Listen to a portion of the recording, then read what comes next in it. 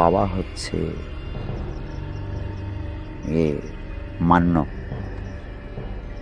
মান্য গুণিন, মানে খুব বড় ওস্তাদ আর কি, খুব বড় ওস্তাদ। তো ওই ভাগ্যধর গুণিনের থেকে আরো জোর।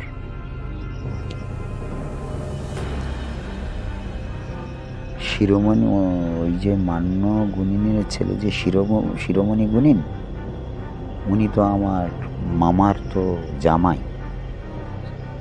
উনি ওই গড়দেয়ানিতে হরে কৃষ্ণ মামার ওই অনুপালের হচ্ছে তোমার বড়দির বর, দাদাবাবু, অনুপালের দাদাবাবু। হ্যাঁ, জামাইবাবু যে গুণিন, আমাদের জামাইবাবু যে গুণিন, সেই ওই শিরোমণিদা গন্ধেশ্বরীদির স্বামী। আমার খুব ভালোবাসত।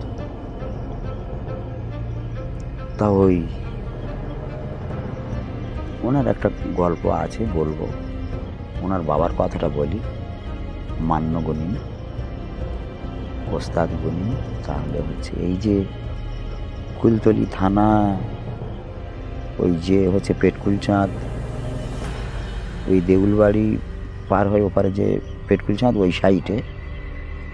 সাইটে হচ্ছে তোমার সাতবাপ হয়ে ওরা জঙ্গল করত। সাতবাপ হয়ে জঙ্গল করত, বাবা 6টা ছেলে জঙ্গল করত, বাইরের লোকজন ছিল না। বিশাল বিশাল সব মদ্য, তাদের জঙ্গলের চেহারা, সেরকম শক্তি, আর বাইরের লোক কোনো প্রয়োজন নেই। এখন ওই যে বড় ছেলেটা, উনি হচ্ছে ওস্তাদ কাটোয়ার হচ্ছে গুণিন ছিল, দেয়াশি যার বলে। হ্যাঁ, তাহলে ওর জঙ্গলে বিদ্যে ছিল, আর ও বিশাল ওস্তাদ গুণিন হয়েছিল। তাহলে ও বোন হচ্ছে বন্ধ করতো, মানে যাকে দেয়াশি বলে। ওই ওরা হচ্ছে ওই স্টাফটাকে পরিচালনা করতো ওনার বড় ছেলে। পরিচালনা যে করে তাকে দেয়াশি বলে। ওস্তাদ গুণিন না হলে দেয়াশি হতে পারে না। এখন ওদের কিছু ছিল না, এই জঙ্গলে কাঠ, মধু এইসব বিক্রি করে ভালো সময় সম্পত্তি করলো, বিষয় করলো, মানে জায়গা জমি প্রচুর করেছে। 50 থেকে 60 বিঘে জায়গা করে নিয়েছে। এবারে মা বনবিবি বলছে দেয়াশির সঙ্গে কথা হয়, ও প্রতিটা গ্রুপের যে দেয়াশি তার সঙ্গে মায়ের কথা হয়, এগুলো সত্য ঘটনা। তাহলে মা বলছে যে দেখ, তোর তো কিছু ছিল না, আমার কাছে কান্নাকাটি করতিস, তো যাই হোক তোর আশা পূর্ণ করে দিয়েছি, আর তুই সবসময় মা বলে ডাকিস, আমার ভক্তি করিস, তো তুই তোর কাছে আমি ভক্তিতে বাঁধা ছিলাম, এখনো আছে, তোর ভালো হবে, তবে আমার কথাটা তুই শোন।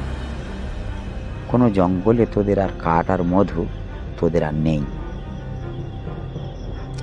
অন্য জনার নামে কাঠ মধু, অন্য জনার নামে, যার নামে কাঠ মধু যে জঙ্গলে, তাহলে সে না গেলে ও মধু নিতে পারবে না আর কাঠ নিতে পারবে না। এগুলো জঙ্গলমহলের সত্য ঘটনা, আজও সেই ধারা আছে। যেমন এই আমার নিজের বড় মামা, ওই রাইমোহন মামা, মিলনের দাদু, সুদর্শনদার বাবা, আমার বড় মামা। তো বড় মামা হচ্ছে কোথায়, এখানে বাড়ি, তো ওই মধুখালীর জঙ্গলে, ওই পুরো এক জঙ্গল, ওই দ্বীপটা, যে জঙ্গলটা মামার নামে হচ্ছে কি কাঠ তৈরি হয়েছিল, গাছ তৈরি হয়েছিল। এখন এই যে খাড়িতে ওই যে যারা জঙ্গলে যায় ওদের গ্রুপ গিয়ে তাহলে প্রথমে খাড়িতে আদাস কাড়ায়, মানে মায়ের আদেশ না হলে জঙ্গলে ঢুকতে পারে না। তাহলে মা বলছে যে দেখ, তোরা জঙ্গলে যাস না, ওটা রাইমোহনের জঙ্গল, ও কাঠ সব রাইমোহনের। রাইমোহনকে যদি আনতে পারিস তাহলে ওই কাঠ তোরা পাবি, নতুবা আমার অনুচরেরা তোদের শেষ করে দেবে। তোদের কাঠ নয়, হ্যাঁ আমার নিজের বড় মামা। এগুলো বড় মামার হচ্ছে গিয়ে, এটা আমার নিজের মামার ঘটনা। তাহলে রাইমোহনের বাড়ি কোথায়? বলে ওনার জয়নগর থানার অন্তর্গত দক্ষিণ বেলে দুর্গানগর ওনার গ্রামের নাম। মণ্ডল ফ্যামিলি, জমিদার ফ্যামিলি, হ্যাঁ, খুব ধনী লোকের ছেলে। আমার মামারা তো জমিদার। তাহলে আমার দাদুর 90 বিঘে সম্পত্তি। তাহলে এবারে হচ্ছে যে ওরা তাহলে রাইমোহন মণ্ডল খুঁজে খুঁজে খুঁজে বলল, এলো, এসে আমার মামা বড় মামা খুব দিল খুশ লোক ছিল। কোনো মনেতে শয়তানি মতলব বা একেবারে যার বলে সাদা সাদা সাদা মন, হ্যাঁ, কোনো শয়তানি ছিল না। ছোট মামার মনে শয়তানি ছিল, আর ছোট মামি, বড় মামি খুব ভালো, সৎ। তো এইবারে বলে তোমরা কারা? বলে রাইমোহনবাবুর বাড়ি কোনটা? হ্যাঁ, বললো এই বাড়ি। তা সম্পত্তি যখন আমার দাদু সব ছোট ছেলে নামে লিখে দিল, আমার ছোট মামার নামে, তাতে বড় মামা কোনো দুঃখ পায়নি। তাহলে 1 বিঘে 5 কাঠা বাস্তু বাড়ি, তাহলে একদিকে বড় মামা ঘর বেঁধে আছে একটা ছেলে মেয়ে নিয়ে। তাহলে আমার ছোট মামা একদিন বলছে, দাদা তুমি এই ঘর থেকে চলে যাও। বললে কেন? কেন রে ভবতারণ, আমি ঘর থেকে চলে যাব? সম্পত্তি সব তুই নিয়েছিস, হ্যাঁ, 45 বিঘে সম্পত্তি তুই নিয়েছিস, বাবার থেকে লিখে নিয়েছিস, আমি তো কিছু বলিনি। তা আমি একটা ঘর বেঁধে আছি বাচ্চা কাচ্চা নিয়ে, তোর বৌদি আমি, তাহলে এই কটা বাচ্চা নিয়ে আছি, তা আমার এখান থেকে চলে যেতে হবে? বাস্তু পর্যন্ত আমার ঠাঁই নেই। তা বলছে না, এও বাবা আমাকে লিখে দিয়েছে। এই বাস্তু পর্যন্ত লিখে দিয়েছে? বললে হ্যাঁ। বলে তখন মামার খুব জোরে চিৎকার করে কেঁদে উঠে আর বলছে যে, ভাই ঠিক আছে, আমি এখনই চলে যাব। এগুলো সত্য ঘটনা, আমি চলে যাব। বলে মামা আর মামি, আমার মামি তো ধনী লোকের মেয়ে, এই গণেশ সর্দার, আমাদের এই যে শৈলেন সর্দারের বাবার ছোট কাকা, তিনি 8 কুড়ো লোক ছিল, কোনো নিঃসন্তান ছিল। সেই সব সম্পত্তি ওই শৈলেন সর্দাররা তো ভোগ করছে এখন, ভাইপো ছেলেরা, ওরা ভালো সেই সব সম্পত্তি ওরা এক ভোগ করছে। সব তো আমার বড় মামিমার সম্পত্তি, এদের দেয়নি, ফাঁকি দিয়েছে। তা আমার বড় মামির এমন একটা দুর্ভাগ্য, শ্বশুরকুল সেও ধনী, আমার মামির শ্বশুরকুল ধনী, বাপকুল ধনী। কোনো ফ্যামিলি থেকে এপারে কিছু পেল না, এ ফ্যামিলি থেকে, আর এ ফ্যামিলি থেকে কিছু পেল না, এমন দুর্ভাগ্য নিয়ে জন্মেছে। তাহলে হচ্ছে ওরা সেই দিন মজুরি হিসাবে কায়কুলে এসে বাচ্চা কাচ্চা তখন মানুষ করছে। এবার যে ভিটেতে আছে সে ভিটেতে তাকে থাকা হলো না, ভাই তাড়া করলো যে ও আমি লিখে নিয়েছি, তোমার এখানে ঠাঁই নেই, কেননা এসব আমার। তো বলে তোর যখন সব, তাহলে বলে দয়া করে আমি তোমাকে কিছুদিন রাখতে পারি, 2-4 বছর, কিন্তু তোমার চলে যেতে হবে। বলে তা চলে যখন যেতে হবে, এখনই আমি চলে যাচ্ছি, 2-4 বছর পরে আবার কি, তোর যখন সব তুই ভোগ কর। বলে রাস্তায় যখন বাচ্চাদের নিয়ে মামা মামি ওরা বার হয়ে চলে এসেছে, এখন তৎকালীন ওই বড় মামার যে ওই বাস্তুটা আছে এখন, ওটা হচ্ছে তোমার 18 কাঠা, মানে ওটা 30 শতক জায়গা। তো ওইটা কাছারি বাড়ি ছিল লালমোহনবাবুর চক ওঠা। তো লালমোহনবাবু তখন কাছারি বাড়িতে আছে, এরকম ওনার দারোয়ান গিয়ে খবর দিচ্ছে, বললে বাবু এরকম রাইমোহন বলে যে ছেলেটা,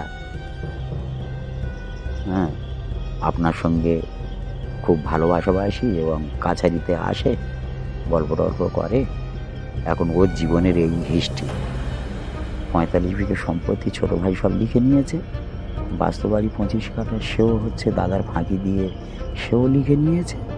রাইমোহনের আর কিছু নেই, বাবার থেকে কিছু পাইনি, এই বাস্তু থেকে বউ ছেলে নিয়ে রাস্তায় বেরিয়ে এসেছে এবং খেঁদে চলে যাচ্ছে, গ্রাম ছেড়ে চলে যাচ্ছে। তা আপনি অন্তত ওকে একটু আশ্রয় দিন বাবু। হ্যাঁ, আপনার তো এই চক, লালমোহনবাবুর চক, এটা 1200 বিঘে সম্পত্তি, তো আপনি অন্তত ওকে 2-5 কাঠা দিয়ে অন্তত একটু আশ্রয় দিন। আপনি এখানকার জমিদার তো। বলে ওকে ডাকো তো, ডাকো ওকে, যে বাবু ডেকেছে কাছারি বাড়ি। তো বলছে রাইমোহনদা একটা কথা বলি। বলে ভাই কি বলবি আর তোরা, আর কারোর কথা শুনে দরকার নেই, আমি এখন কোথায় যাব তার কোনো ঠিক নেই, আশ্রয় তো আমার একটা খোঁজ দেওয়া হবে।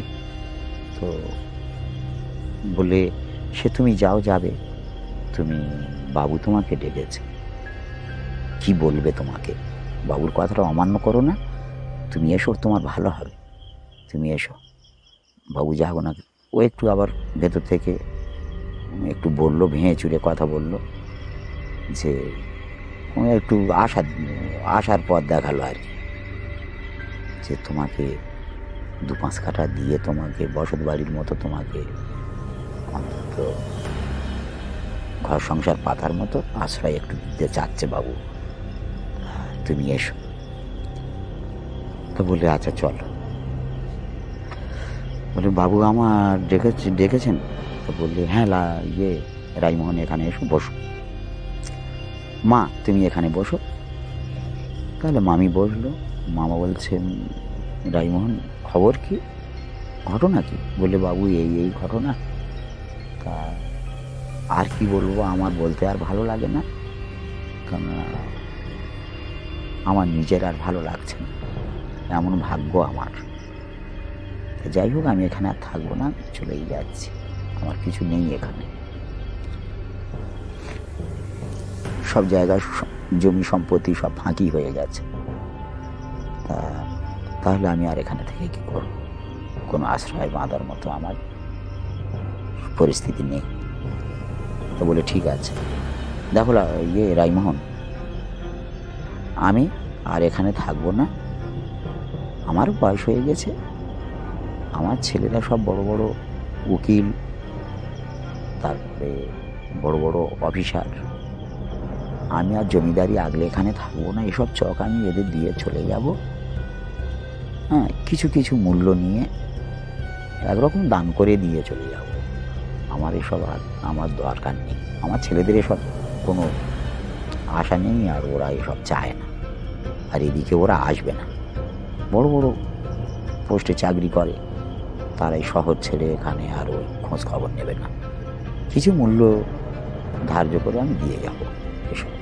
তা যাই হোক, এই যে কাছারি বাড়িটা, এটা 30 শতক, মানে 18 কাঠা, তোমার খুব ভালো বাস্তু হবে, কাটা পুকুর, পুরনো বাস্তু, মাটি ফেলা বাস্তু, এখানে ঘর বাড়ি বেঁধে বউ ছেলে নিয়ে তুমি এখানে সংসার করো বাবা, আমি তোমার আশীর্বাদ করছি, তোমার ছেলেদের ভালো হবে। ওদের সম্পত্তি না থাকতে পারে, কিন্তু তোমার এর থেকে বৃদ্ধি হবে, তোমার ছেলেরা সুখী হবে। আর তাই হয়েছে তো, আমার মামাতো ভাইরা, মামার ছেলেরা হচ্ছে দামি দামি জায়গা সব অন্তত 18-20 বিঘে সম্পত্তি কিনে নিয়েছে। তা যাই হোক, ওই আশ্রয় পেল। আর এইবারে জঙ্গলমহলে থেকে তাহলে হচ্ছে এবারে খুঁজে এসেছে, ওখানে তাহলে পুঁজি বাঁধলো মামা ওই কাছারি বাড়িতে। খুঁজি বেঁধে আছে। এবার রাইমোহনের খুঁজে জঙ্গল মহলে থেকে যারা ওই মায়ের আদেশ মতো যে জঙ্গলের কাঠ, মধুখালীর জঙ্গলে যে কাঠ আছে এগুলো সব রাইমোহনের, তোরা আসবি না, তোরা এলে তাহলে এই বাঘের পেটে যাবি, আমার আর দোষ দিস না, মামা বলে ডাকিস না, এইটাই আমার আদেশ। তবে হ্যাঁ, রাইমোহনকে যদি আনতে পারিস সঙ্গে করে তাহলে কাঠ কাটতে পারবে, কাঠ কেটে নিয়ে যেতে পারবে। তাহলে রাইমোহনের খুঁজে খুঁজে এসে ধরেছে। রাইমোহন, আপনার নাম রাইমোহন? বললে হ্যাঁ বাবা। হ্যাঁ দাদা, আমার নাম রাইমোহন। কেন বলো তো? বলে বাবু আপনার বাড়িতে যাব। তা বলে তাই এসো। তাহলে জায়গা দিয়েছে, বসার জায়গা দিয়েছে, বসেছে। বসে বলছে খবর কি, তোমাদের তো চিনি না, তা আমার কাছে তোমরা কোন প্রয়োজনে এসেছো, তোমাদের জন্য আমি কি করতে পারি বলো। তো বলছে না, অন্য কিছু নয় বাবু, এই যে মধুখালী জঙ্গল নাম শুনেছেন? বলে হ্যাঁ, অনেক নাম শুনেছি। কেন, আমার সেজো মাসিমার গোপালগঞ্জে তো সেজো মাসিমার বাড়ি, তাহলে বোনের বাড়ি আসা যাওয়া করে, তাহলে হচ্ছে জানবে না? জঙ্গল মহলের খবর জানে, অনেক জঙ্গলের নাম জানে। এমনি হচ্ছে আমার সেজো মাসিমার বড় ভাসুরের ছেলে যে হচ্ছে মনোহর, পুরো 7 ফুট হাইট, তো বাগে নিয়েছিল। তাহলে ওদের বংশ তো সব তো জঙ্গল করে, তাহলে জঙ্গলের নাম অনেক জানে। আমার সেজো মেশো তো 82, তাহলে তার শালারা জঙ্গলের নাম জানবে না? তাহলে হচ্ছে বলে মধুখালীর যে জঙ্গল, বললে হ্যাঁ নাম শুনেছি। বলে মধুখালীর যা জঙ্গলে যে কাঠ আছে ওই কাঠ সব তোমার। মামা তো হা হা করে হেসে উঠেছে, বলে হা হা, আমার নাকি মধুখালী জঙ্গলে আমার নামে কাঠ, তোমরা কি বলছো? বলে হ্যাঁ বাবু, আমরা 3 বার মায়ের কাছে জানান দিয়েছি, মা এই কথাই বলেছে, নয়তো আমরা খুঁজে আসবো ওখানে। তো বলি তা আমার কি করতে হবে? বলে আমাদের সঙ্গে যেতে হবে। বলে না, ওই যে দরিয়া, বিশাল নদী, বড় বড় নদী, বিশাল ঢেউ, তখন তো মেশিনের নৌকো ব্যবহার হতো না, হাল আর দাঁড়, হাল দাঁড়ের নৌকো।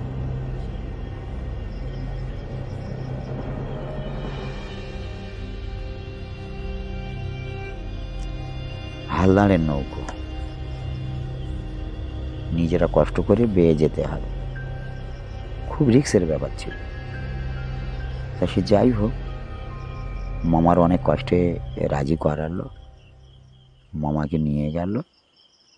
নিয়ে গিয়ে এবারে ওখানে হচ্ছে মামা গিয়ে জঙ্গলে দাঁড়িয়ে বলতে হয়েছে যে এটা আমার, আমি রাইমোহন, এই মধুখালীর জঙ্গলে আমি এসেছি লোকজন নিয়ে, মা তুমি কোনো বিঘ্ন দিও না মা, আমার কাঠ আমি, তুমি অনুমতি দাও মা, আমার নামের যে জঙ্গলে যে কাঠ তৈরি হয়েছে এই কাঠ আমি নিতে এসেছি, আমি লোকজন নিয়ে, আমার কোনো বিঘ্ন যেন না হয় তুমি রক্ষা করো, আমার কাঠ আমি নিতে এসেছি।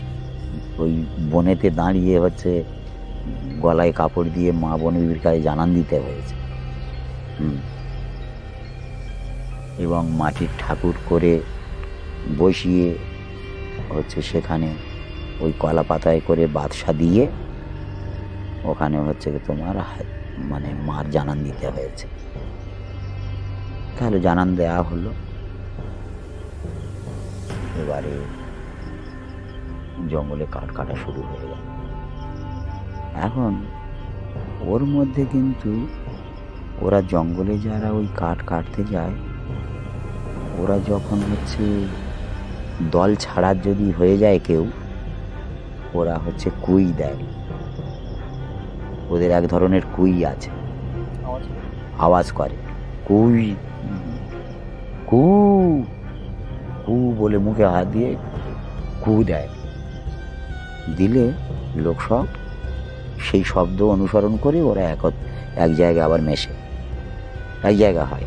ছড়িয়ে গেলে ওই কুই ওদের সংকেত, ওদের একটা সংকেত আছে, বনমহলেদের একটা সংকেত আছে, ধ্বনি প্রকাশ করে, মুখ দিয়ে সেই ধ্বনি প্রকাশ করে।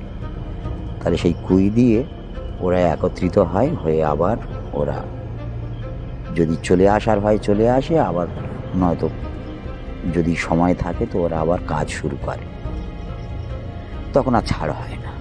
কিন্তু ওর মধ্যে একটা বিপজ্জনক ব্যাপার আছে। জঙ্গলমহলে যারা জঙ্গল করে ওদের মুখে শুনেছি, মানে বহু জায়গায় গান করে বেরিয়েছি, তো অনেক আলোচনা করেছি, আর জঙ্গলমহলের খবর আমার শুনতে খুব ভালো লাগে। তা আমি ওদের সঙ্গে মিশে অনেক গল্প শুনতাম, আলোচনা করতাম। তা ওদের কাছে শুনেছি যে যেগুলো হচ্ছে গিয়ে বাঘে যেসব মানুষগুলো ধরে খায়, ওরা তো আর হয় না, তরে যায় না, ওরা ওখানেই ভূত হয়ে থাকে জঙ্গলে। ওই ভূতগুলোর নাম হচ্ছে বেগভূত, ওগুলো বেগভূত বলে। বাঘে ধরে যাদের খায়, ভূত হয়, ওই তাদের বেগভূত বলে। আর ওরা মানুষের পিছনে লাগে, ওরা মানুষের মতো কুই দেয়, কুই দিয়ে ওদের দলছুট করে অন্য জায়গায় বিপথে পরিচালিত করে। এটা সত্য ঘটনা। তাহলে হচ্ছে এবারে ওই কুই দিয়ে দিয়ে ওরা এক জায়গা হয়, আবার ওরা কান পেতে আবার শোনে যে এটা আমাদের সঙ্গী সাথীরা কুই দিচ্ছে না অলৌকিক কিছু, বোঝা যাবে। মানুষের মতো কুই দিলেই কি হবে, ও অশরীরীদের হচ্ছে গিয়ে কণ্ঠস্বর আলাদা, সেইভাবে ওরা সংকেতগুলো বুঝতে পারে। মানে ওরা ট্রেনিং প্রাপ্ত ওরা। মানে আনকমনগুলো ওরা করে না, ক্যাচ করে না, ওরা কমনগুলো অনুসরণ করে, আর সে জ্ঞানগুলো ওদের আছে। তাহলে হচ্ছে এবারে ওইভাবে করতে করতে এখন মামার 10-12 দিন হয়ে গেছে। হয়ে গেলে মামার তাহলে ভূত চাপলো। হ্যাঁ, মামার ওখানে ভূত চাপলো, ওই বেগও ভূত চাপলে ওরা কিন্তু হচ্ছে ওই 1 মাস ওই জঙ্গলে ছিল। কেন ছিল?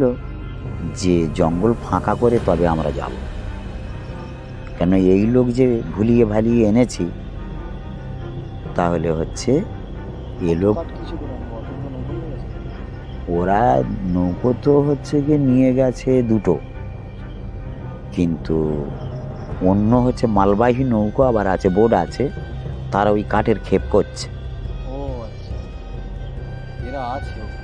ওরা ওখানে আছে, ওরা 12-13 জন ওখানে আছে, শুধু কাঠ কেটেই চলেছে।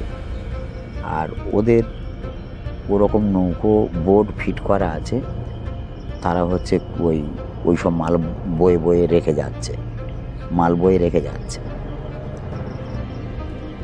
আবার খাদ্য যদি হচ্ছে অসুবিধে হয়, আবার জল খাদ্য আবার ওরা আবার নিয়ে যাচ্ছে, যোগান দিচ্ছে।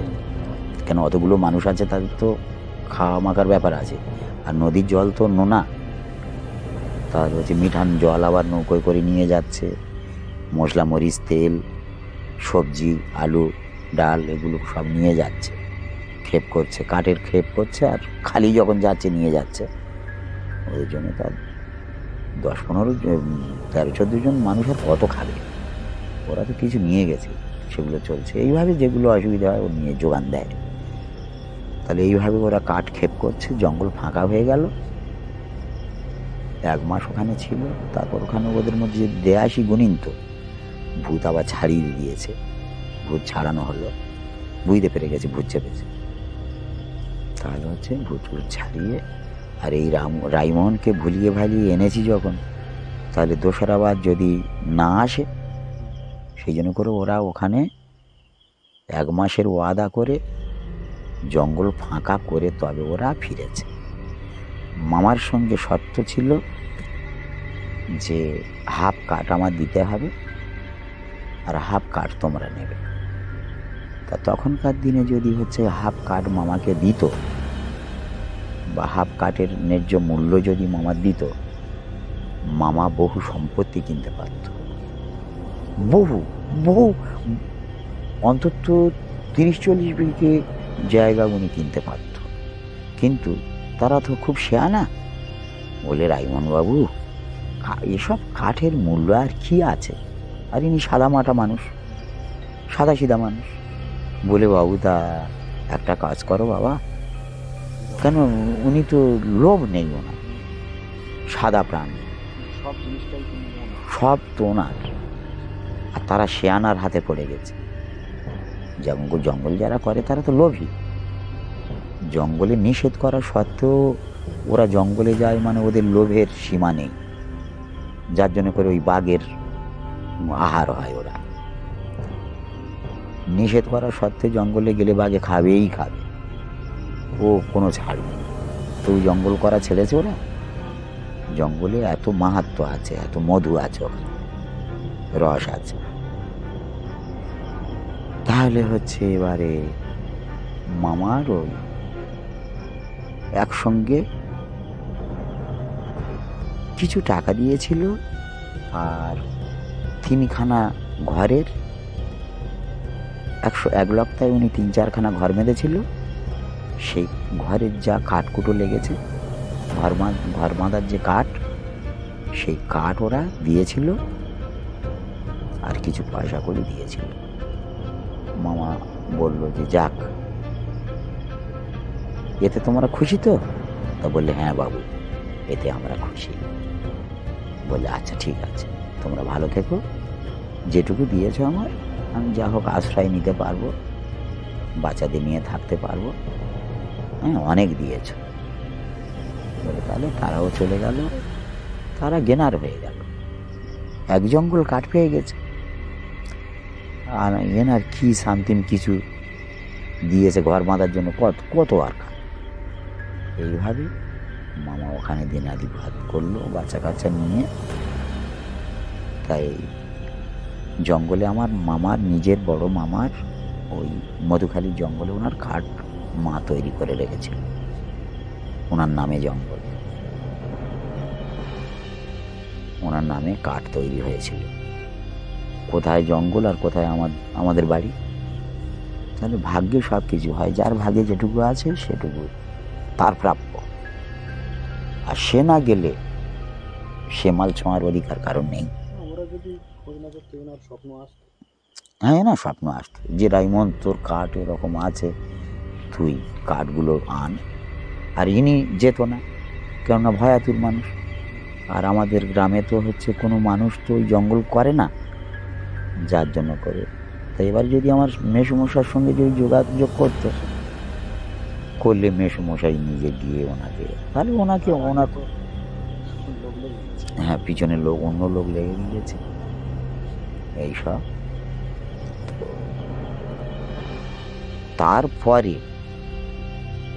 তারপরে হচ্ছে আমার সেজো মেশো, ওই সেজো মেশোর বড়দার ছেলে মনোহর বলে, পুরো 7 ফুট হাইট। আমার ছোটবেলায় গিয়ে সে পিকচার দেখেছি তো, একেবারে হাসা ফর্সা, এই চোখের ভুরুর যে চুল, চোখের পাতার চুল পর্যন্ত হাসা টকটক এরকম। তা ও ছবিগুলো করেছিল হচ্ছে যে তোমার জ্যান্ত ছবি নয়, মৃত ছবি। যখন জঙ্গলে গিয়ে হচ্ছে ওই বাঘে ধরেছিল, তো বাঘের সঙ্গে লড়াই করে ওই মনোহরের ফিরিয়ে এনেছিল। এরাও তো বিশাল মদ্য। ও আমার মেসমশাই ওস্তাদ গুনিন দেয়াসি। তাহলে ও মান্যগুনিনী গল্প, মান্যগুনিনী কোত্থেকে বাদ দিয়েছি?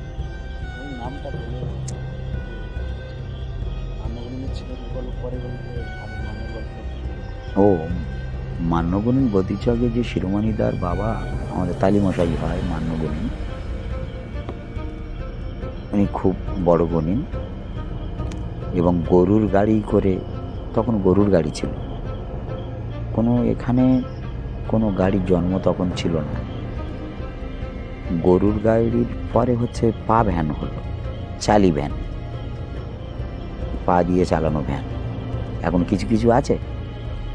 তারপরে রিক্সা হলো, তারপরে এই মেশিন ভ্যান হলো, তারপরে এখন ভ্যাসাল, তারপরে অটো এলো, তারপরে এখন বর্তমানে টোটো, বহু কিছু, তারপর ট্রেকার, বাস, অনেক কিছু চলছে এখানে।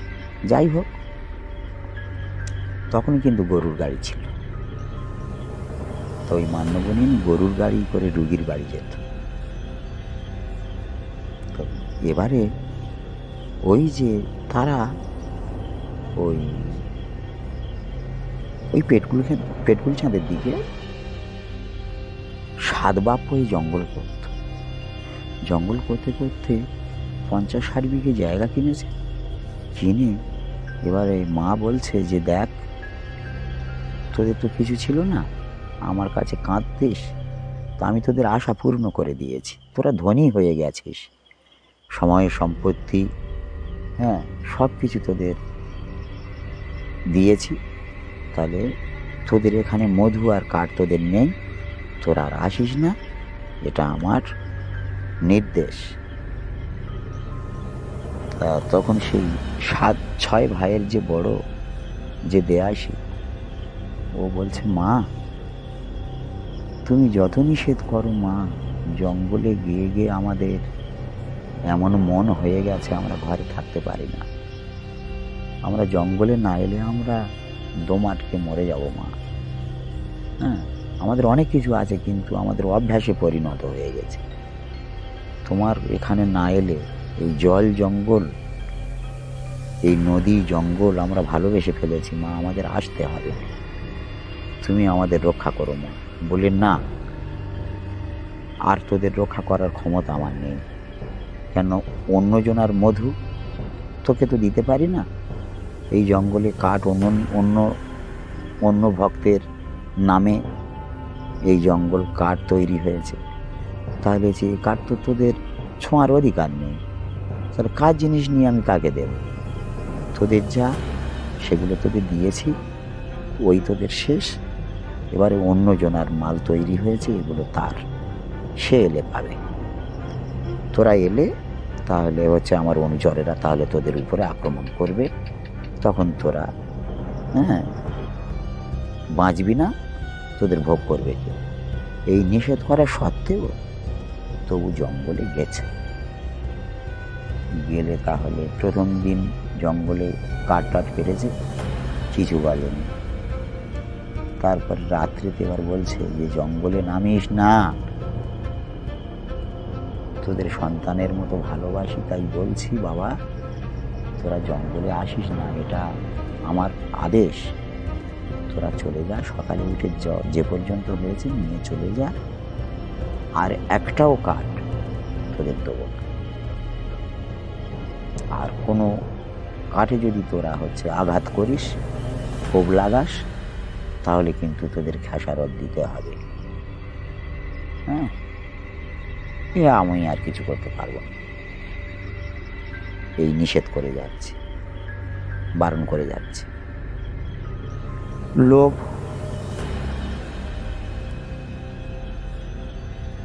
লোভে পাপ, পাপে মৃত্যু। তাহলে লোভ সম্বরণ করতে পারেনি, আর শক্তির অহংকারে যে 6 ভাই একজন হচ্ছে ওরকম 2টো বাঘ, আমরা একজন যদি লাঠি চালাই 2টো বাঘ মেরে খুঁজে দেবো, তাহলে বাঘ আমাদের কি করবে? মাছ যত ভোগলুমি গল্প, কাল টেনেছে তো, বুদ্ধির হ্রাস হয়ে গেছে। তখন ওরা ওই জঙ্গলে গিয়ে কাঠে কোপ দিয়েছে, আর যে দেয়াসী বড় ভাই, ওর এসে তাহলে বাঘ ধরেছে। হ্যাঁ, ওই দেয়াসী ধরেছে। তাহলে বাবা আছে আর 5 ভাই আছে, 6 ভাইয়ের একজনার ধরেছে, বড়টার পালের সেরা, তা তো নেবে, নয়তো দলছুট হবে কি করে? এইবারে ওই দেয়াশিক ধরেছে, বড় ভাত ধরেছে, ধরে তাহলে যুদ্ধ চলছে, বাঘের সঙ্গে লড়াই চলছে। না, ওই তার সঙ্গে আর এদের বাঘ তামিরি বলে একটা আছে, শরীর অলস হয়ে যায়, শক্তিহীন হয়ে যায়, মানে নড়ার ক্ষমতা থাকে না, বাঘ তামিরি বলে ওটাকে। ওদের মানে শরীর অলস করে দিয়েছে। ওর সঙ্গে তখন কুস্তি চলছে, ও সবল আছে, যার নেবে সে সবল থাকবে, এটা মায়ের মানে লীলা, মার আশীর্বাদ। মা দোষ নেবে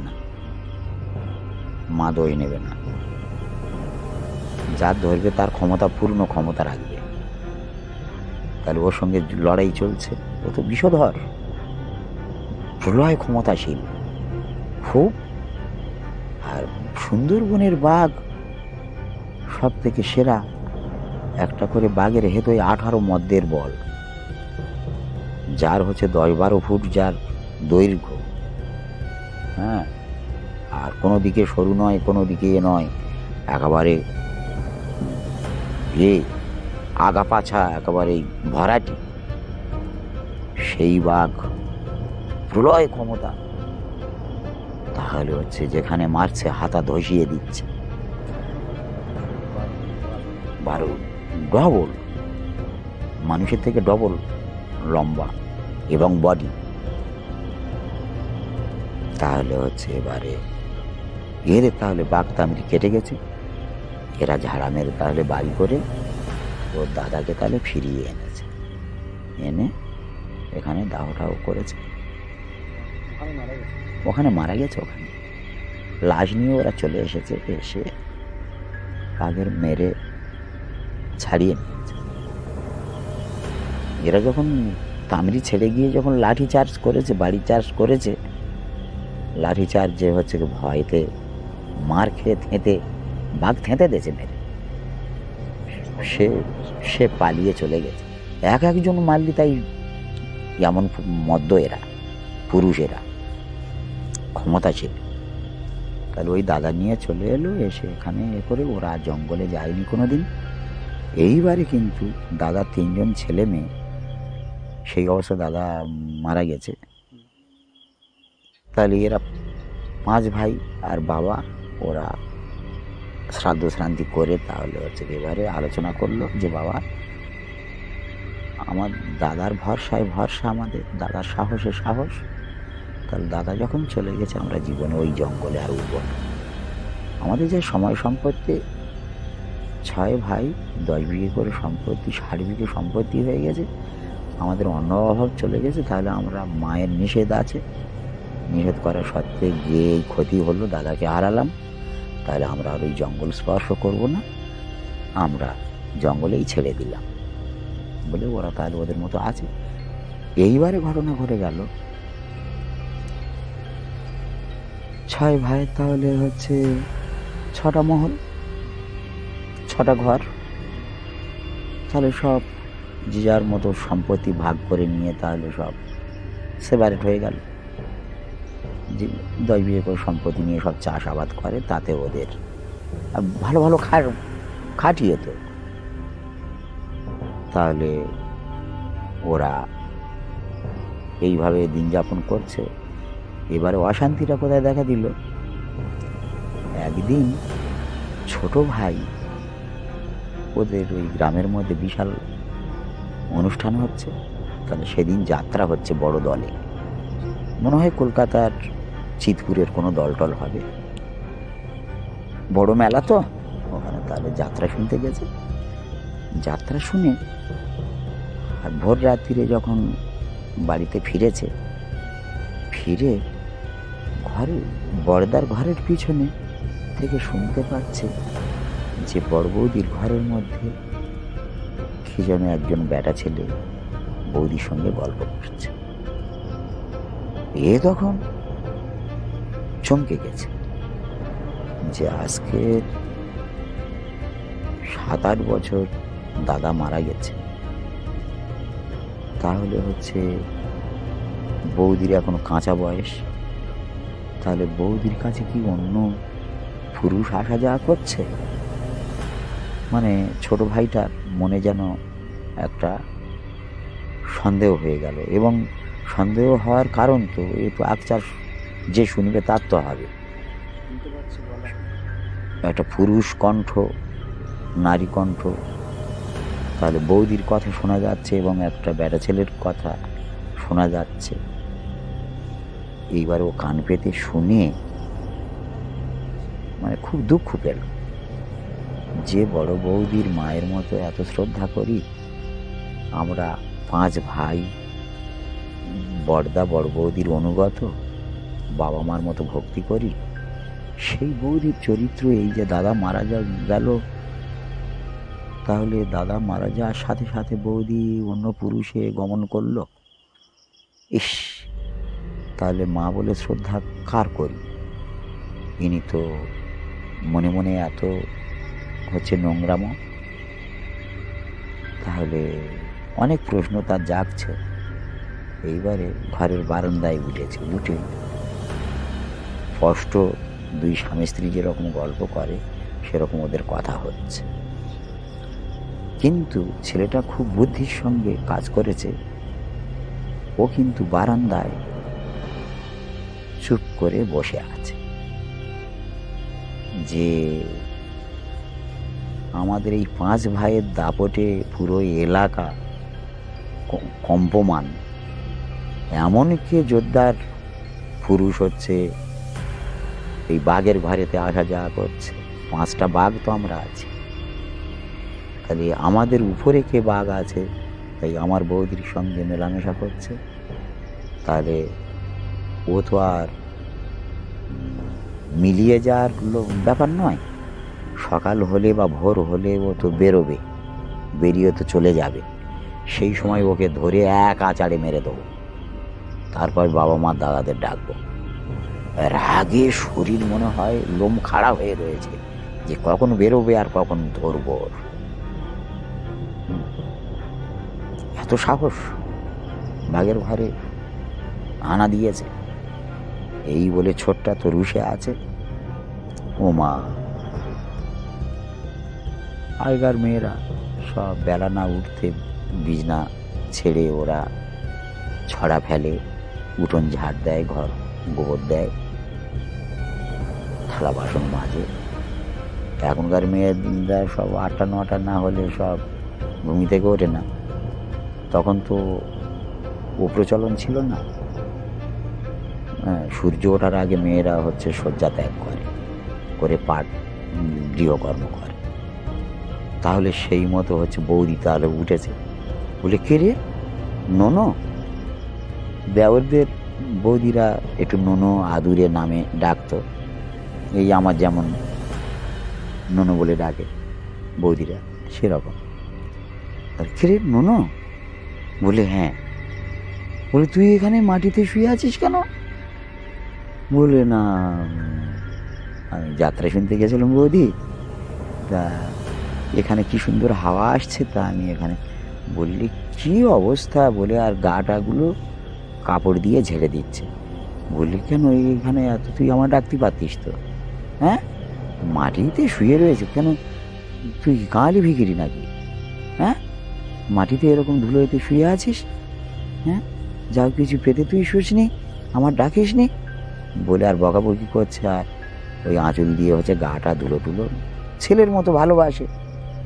তাহলে এইসব করে বকাবকি করছে। বলে না, এমনি এখানে আর খুব ঘুম পেয়েছে, আর ছোট বউ হচ্ছে যদি বকাবকি করে তা সেই জন্য করে আমি বলি হ্যাঁ বড়দার বারান্দায় আমি শুয়ে পড়ি, আর এখানে কি সুন্দর হাওয়া আসছে, একটু এখানে শুয়েছি, ওতে তুমি কিছু মনে করো নি। হ্যাঁ, ও ঠিক আছে। বলে ভালো হয়েছে, যা ঘরে শুয়ে যা, চ্যান ট্যান করে পান্তা খেয়ে আর শুয়ে পড়, আর আজকের কোনো কাজ টাজ করতে হবে না, যা গিয়ে ভালো করে ঘুমো। রাত জাগা কত হচ্ছে কষ্ট, শরীর ভেঙে যায়। তা বলে তাহলে হচ্ছে বৌদি বলে টলে ওনার কাজকর্ম উনি করছে, কিন্তু শকুনের তো লক্ষ্য তো ভাগাড়ের দিকে।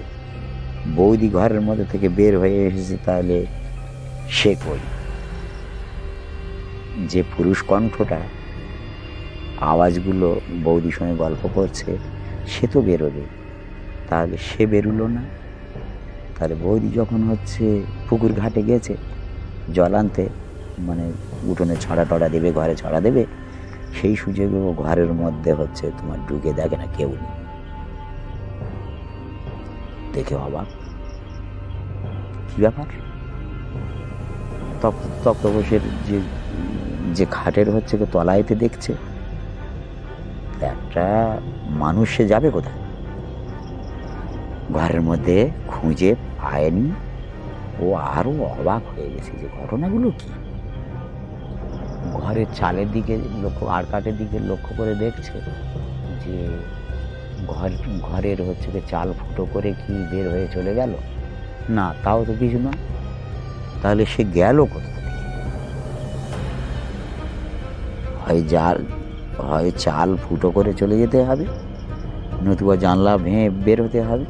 তাহলে কোনো জায়গায় কোনো খুঁজ নেই, তাহলে গেল কোথায়? সন্দেহ হলো, কারোর কিছু বলল না। পরপর 3 দিন তাহলে ওরকম বারান্দায় থেকে গল্প শুনতে। এইবারে কথাটা চেপে রাখতে পারলো না, আর দাদাদের কাছে বলল, বাবা মার কাছে বলল, বললে আচ্ছা ঠিক আছে, আমরা পরপর পালা করে তাহলে আমরা ডিউটি চালাবো। বড় বৌদির কিন্তু বুঝতে দেবো না যে আমরা ডিউটি চালাচ্ছি, মোনাকাটা করছি। ওনার যেরকম মায়ের মতো শ্রদ্ধা করি সেরকম ঠিক ওনার জায়গায় উনি থাকবে। আমরা জিনিসটা, ঘটনাটা কি আমাদের জানার প্রয়োজন আছে বলে তাহলে পরপর আর 4টে দাদা তাহলে ডিউটি করে দেখলো যে হ্যাঁ গল্প চলছে, কিন্তু সকাল পর্যন্ত মনে থেকে লোক নাই। বাবা মা ডিউটি করে দেখছে যে লোক নাই। ব্যাপারগুলো কি, গল্পটা করে কি, তাহলে ও আসে কখন কেউ দেখতে পায় না, আর যায় কখন কেউ দেখতে পায় না, কিন্তু সারা রাত গল্প চলে।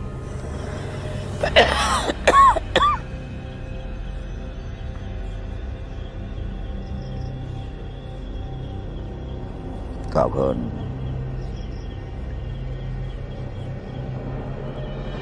ওরা কয় ভাই, একদিন ওর বাড়ির বউগুলো আর 5টা বউ বলে, তোমরা দিন কত করে তোমরা খুব খাটাখাটনি করছো, তোমরা 1 সপ্তাহ করে বাপের বাড়ি থেকে ঘুরে এসো। বলে কি বলছো? বলে আমরা এই 5 জনে সকলে চলে যাবো? বলে হ্যাঁ, আমরা কি কম আছি নাকি? তোমাদের হাসি মনে আমরা বলছি, তোমরা 1 সপ্তাহ, এই সংসারে বিশাল বড় সংসার, খাটাখাটুনি করতে হয়, হ্যাঁ, তোমাদের খুব কষ্ট হয়, তোমরা কোথায় যেতে পারো না, যাওয়ার সুযোগ থাকে না, তোমরা 10 দিন করে তোমাদের ছুটি দিচ্ছি, মাসির বাড়ি, মামার বাড়ি, বাপের বাড়ি, বোনের বাড়ি সব ঘুরে এসো, সকলার বাড়ি থেকে একটু করে ঘুরে এসো। ওরা তো 5টা বউ তাহলে আনন্দের সীমা নেই, একটা অফার পেয়েছে, হ্যাঁ, তাহলে ওরা সব যে যার মতো বের হয়ে চলে গেছে। এবার আছে 5 ভাই আছে, বাবা মা আছে, আর বড় বৌদি আছে, বৌদির 3টে ছেলে মেয়ে আছে। এই বলে বৌদি আছে, সব রান্না করে দেবে, মা রয়েছে, হ্যাঁ, আমরা নিজেরা করে নেবো, গরু বাছুর সব আমরা সামাল দেবো, তোমাদের যেটা বলছি তোমরা করো। তাহলে বেটা ছেলেদের কথার উপরে কথা বলতে পারে, তারা তাহলে খুশি মনে তাহলে সব চলে গেলে। এইবারে বৌদিকে নিয়ে ওরা 5 ভাই বলে, বৌদি ছোট ভাইয়ের বাড়িতে বিকেল 4টের সময় আমরা একটু আলোচনা করব, এই সংসার বিষয়ে আলোচনা করব। আমরা 5 ভাই, আর তুমি আমাদের তো বড় মায়ের মতো, তাহলে তুমি আমাদের সঙ্গে থাকবে। বলে বাবা মা? বলে বাবা মার বয়স হয়ে গেছে, আমাদের আলোচনার মধ্যে, সাংসারিক আলোচনার মধ্যে বাবা মায়ের আমরা আনবো কেন? ওরা যে কদিন বাঁচবে, রিল্যাক্সে থাকবে, ওদের খুশি করব আমরা, ওরা যেটা চাইবে ওদের সেটা আমরা দেব। তাহলে যে কদিনই বাঁচবো ওরা আনন্দের সঙ্গে ওরা কাটিয়ে চলে যাবে। কোনো প্রভাব ওদের আর আমরা করব না, কোনো আলোচনার মধ্যে ওদের জড়াবো না, ওরা খুশি মনে থাকবে।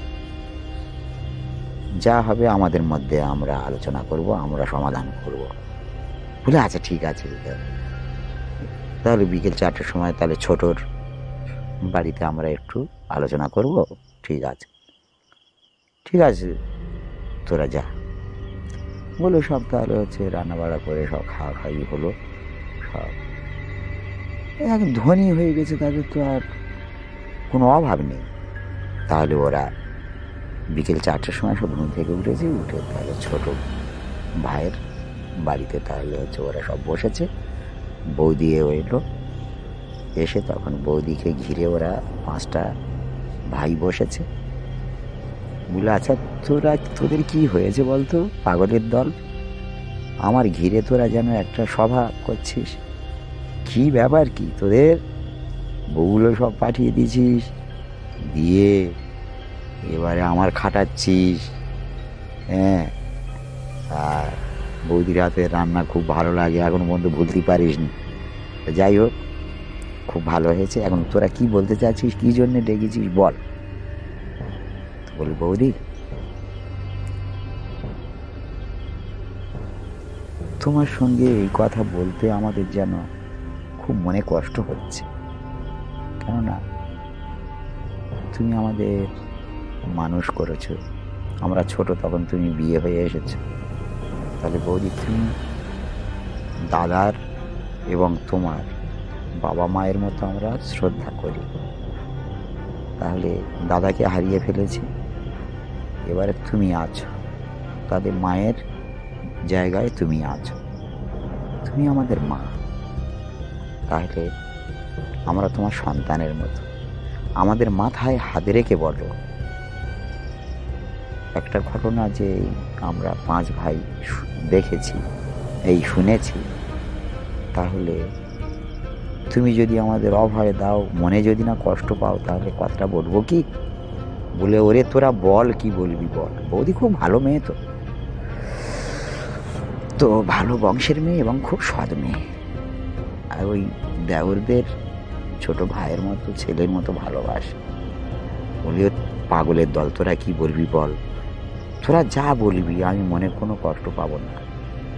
আরে তোরা অনেক কিছু বলতে পারিস, বলবি, পাগলামো করিস, করবি, তাই বলে আমার কি হয়ে যায়? হ্যাঁ, আমি কিছুই মনে করবো না, তোদের ছুঁয়ে বলছি। তোরা আমার ছেলের মতো, তোরা কি বলবি বল, কি মনে প্রশ্ন আছে বল, মন খুলে বল, আর আমি মন খুলে উত্তর দেব। বৌদি, প্রথম দিন ছোট ভাই তোমার বারান্দায় শুয়েছিল, সকালে উঠে তুমি দেখেছো? বলি হ্যাঁ। বলি ও যাত্রা শুনতে গেছে, এই ঘটনায় এই আমরা 5 ভাই তাহলে পালা করে ডিউটি করেছি, কোনো কিছু জানতে বুঝতে পারিনি, আর কোনো কিছু ধরতে পারিনি। তাহলে ঘটনাটা কি বৌদি তুমি বলো। এই যে বেটা ছেলের গলাটা, প্রতিদিন একটা বেটা ছেলে তোমার সঙ্গে গল্প করে, এটা কি সত্য? বলে হ্যাঁ সত্য। পাগলের দল, তোরা শুনেছিস? তা বললে হ্যাঁ। তা বলছে ওরে ওটা তোর বড়দা। বলে সে কি বৌদি? বলে হ্যাঁ। বলে আর হাউ হাউ করে কাঁদছে। বলে ওরে তোদের দাদা, তোরা মোনাকাটা করেছিস, তাহলে অন্য পুরুষ যদি হবে, অন্য মানুষ যদি হবে, তাহলে তোরা তো দেখতে পাবি, কিছু দেখেছিস? বলে না। বলে তো একটা গোটা মানুষ মিলিয়ে যেতে পারে? বলে তা সম্ভব না। বলে তাহলে তোর বড়দা এই রাত্রে আসে আর ভোরে চলে যায়, আর তোর দাদা মানা করে দিয়েছে আমাকে যে খবরদার ভাইদের কাছে এসব কথা বলবি না, তুমি বলবে না, ভাইরা ভয় পাবে। আমি আমার বাচ্চা কাচ্চার তোমার মায়া ভুলতে পারিনি, ভাইদের মায়া ত্যাগ করতে পারিনি। আমি সকল আর আগলে আছি, কোনো শত্রু এখানে ক্ষতি করে যেতে পারবে না। ওই জন্য করে আমি বুকের মধ্যে সকলার রেখেছি। ঘটনা হলো এই, তোর দাদা আসে, এসে সারা রাত থাকে, এইসব মোনা কাটা করে। বলে, বৌদি কি বলছো কি? বলে, হ্যাঁ রে। ওই পর্যন্ত শুনলো, শুনে এদের মন এবারে অন্যরকম হতে লাগলো। অনেক প্রশ্ন দেখা দিল যে একটা ভূত এসে সে হচ্ছে কি এই যে একটা জ্যান্ত মানুষের সঙ্গে সারা রাত গল্প করে, এটা তো ভালো জিনিস না। দিনে দিনে তাহলে দাদা চলে গেছে আমাদের অকালে, আর দাদা যখন বৌদির আকর্ষণ করেছে তাহলে বৌদিরও নিয়ে যাবে। হ্যাঁ, তাহলে দাদার হারিয়েছি, এবার বৌদির সাহস আমাদের সাহস। বৌদি আমাদের আগলে রেখেছে। বাবা মা আর কতদিন? বাবা মা গত হয়ে গেলে বৌদি তো আমাদের সব কিছু। তাহলে বৌদিকে যদি আমরা হারিয়ে ফেলি অকালে, তাহলে আমাদের দেখবে কে? এই ওরা আলোচনা করে 5 ভাই তখন হচ্ছে যে ওই বড় বড় গুণিন বাড়িতে আনা শুরু করলো। বাড়িতে যখন আনা শুরু করলো, এ তো ওস্তাদ গুণিন। ওর দাদা দেহাসি মানে ওস্তাদ গুণিন। যত গুণিন আসে কেউ পাঠ করতে পারে না, পালিয়ে চলে যায়। এখন এই যে মান্যগুণিনীর খবর ওরা পেয়েছে, পেয়ে মান্যগুণিনীকে, তাহলে তখনকার দিনে 1001 টাকা ওনার দক্ষিণে ভিজিট, তাহলে কত বড় ওস্তাদ। 1001 টাকা মানে সহজ গল্প নয়। এটা হচ্ছে ভাগ্যর আগের, আমাদের যে ভাগ্যধরের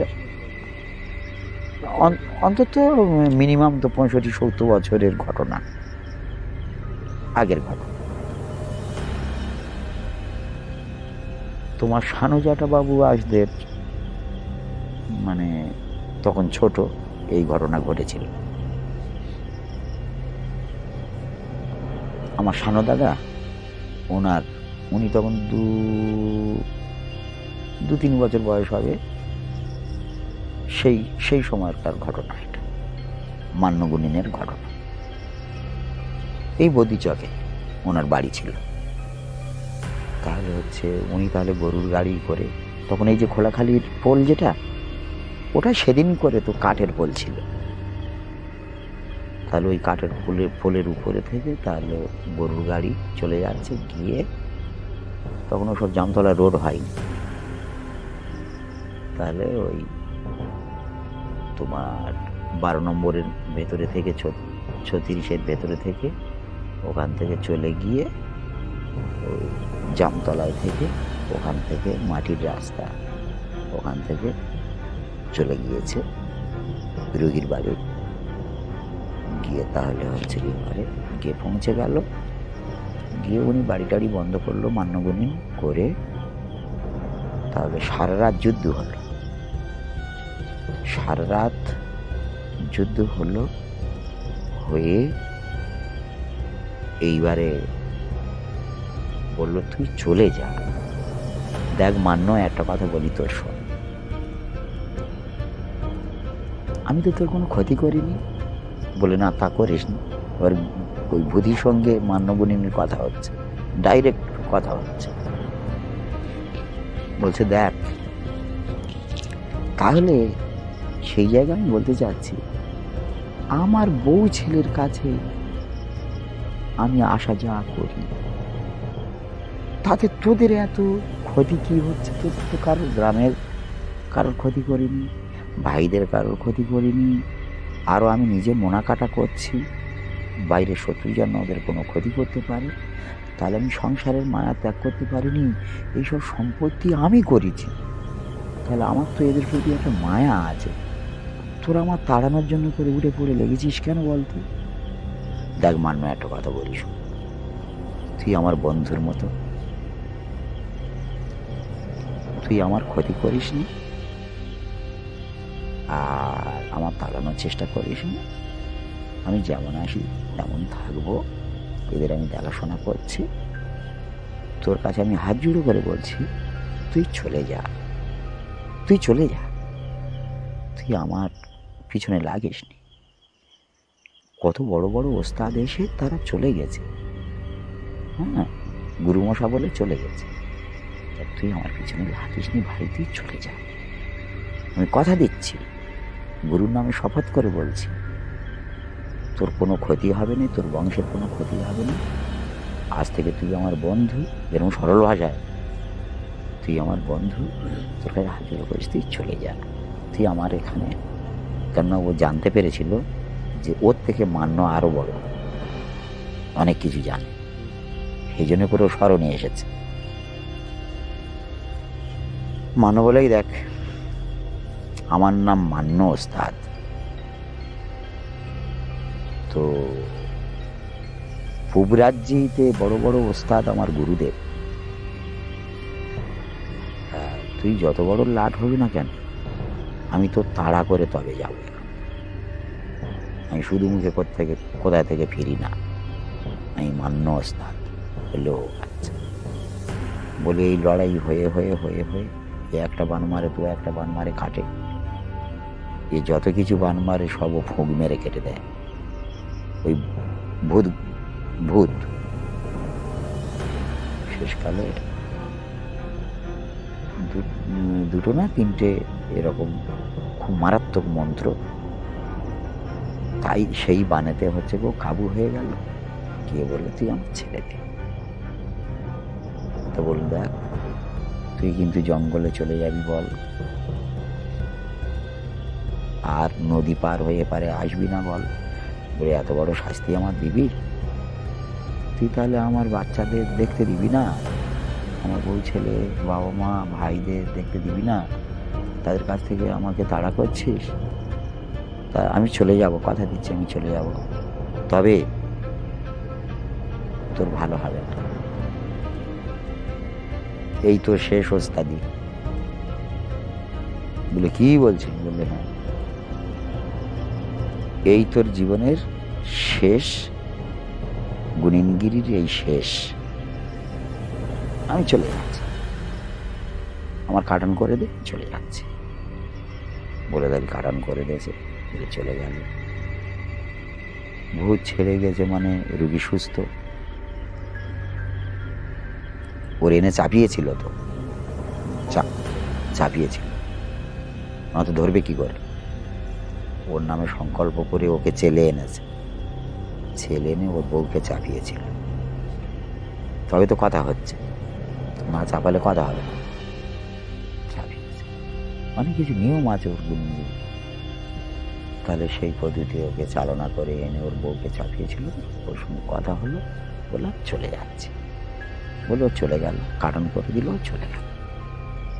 এবারে ওরা রাত্রে আর কি খাওয়া দাওয়া হয়েছে হয়নি, ধরো ওই রুগীর পিছনে তো কেটে গেছে। হ্যাঁ, সকালবেলা খাসি টাসি মেরে, আর ওদিকে আবাদে চিংড়ি মাছ ফিশারির, হ্যাঁ, বাগদা মোচা ভেটকি ভাঙর পার্শে ইত্যাদি সব আয়োজন করে খাসি মেরে সব খাইয়ে টাইয়ে ভালো করে এ করে নতুন কাপড় চোপড় সমস্ত সব দিয়েছে। দিয়ে ওর 1001 টাকা দক্ষিণা সেই ভিজিটটা দিয়েছে, দিয়ে সব গাড়ি তুলে দিয়েছে, দিয়ে তাহলে চলে আসছে, আনন্দ মনে চলে আসছে। এসে এইবারে তখন বৈশাখ জ্যৈষ্ঠী মাসে খালে জল নেই, খাল শুকনো। তো ওই গরুর গাড়ি শুদ্ধ এরকম চাগিয়ে আর ওই খোলাখালির পোলের উপরে থেকে ওই খালের খোলে ফেলে দিয়েছিল। পাঁক তো শুইকে ফেটে গেছে, শুকনো। তাহলে গরুর গাড়ি আর উপরে রয়েছে মানুষ, সবগুলো একসঙ্গে চাগিয়ে ধরে আর ওই কাঠের পোল থেকে আর খালে ফেলে দিয়েছে। পাঁক শুকিয়ে তো সব খোয়ার মতো হয়ে গেছে। ওখানে পড়ে ওর গেল ঘাড়ের শিরা ভেঙে, এই ঘাড়ের হাড়, মেরুদণ্ডের হাড় ভেঙে গেল, কোমরের হাড় ভেঙে গেল। ওখান থেকে খবরাখবর ওখানে মুসলমানরা সব ধরাধরি করে নিয়ে ওনার বাড়িতে পৌঁছে দিল। গরুটা মরে গেল, গাড়ি পুচে গেল, গিয়ে ওর বাড়িতে নিয়ে গেল। 6 মাস বেঁচে ছিল বিছানায় শুয়ে, তারপরে ও মরে গেল। মান্যগণিন ওই শেষ।